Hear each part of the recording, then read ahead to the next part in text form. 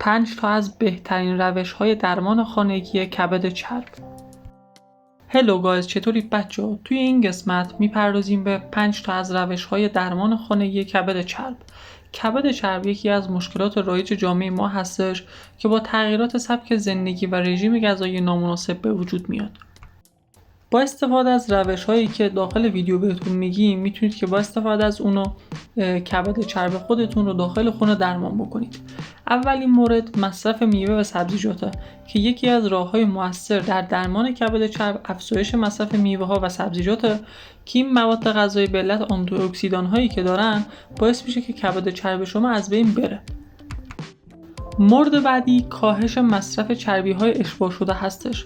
چربی‌های اشباع شده موجود در غذاهای مختلف مثل گوشت قرمز، بیسکویت، تنقلات میتونه که باعث کبد چرب بشه و اون رو تشدید بکنه.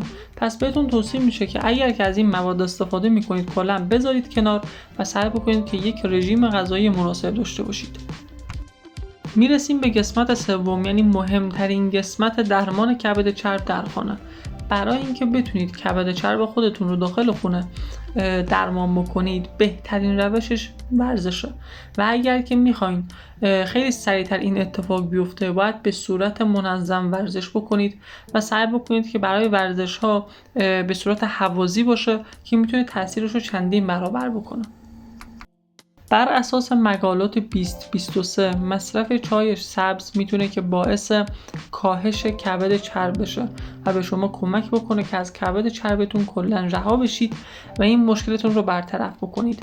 پس حتما بهتون پیشنهاد میکنم که روزانه 2 الی 3 فنجان چای سبز مصرف بکنید که این مشکلتون برطرف بشه.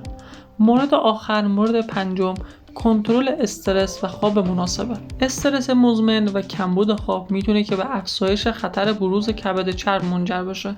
بنابراین برنامه‌ریزی برای کاهش استرس و ایجاد یک روال خواب منظم بسیار مهمه و میتونید که از روش‌هایی مثل مدیتیشن، تمرین یوگا، تکنیک‌های تنفس عمیق و ایجاد یک محیط خواب مناسب استفاده بکنید تا بتونیم که اگر که امکان ابتلا به شرایط بیماری کبد چرب رو داریم ازش جلوگیری بکنیم و به این بیماری مبتلا نشیم. خب بچه‌ها، مرسی که تا آخر ویدیو با من همراه بودین. اگر که کانال من رو ساب نکردین حتما ساب بکنید. هر نظر و ایده‌ای هم که داشتین داخل کامنت ها برام کامنت بکنید. حتما کامنت هاتون رو میخونم و سعی بکنیم که همه اطلاعات سلامتیمون رو با کمک هم بیشتر بکنیم تا بتونیم یک جامعه سالم داشته باشیم.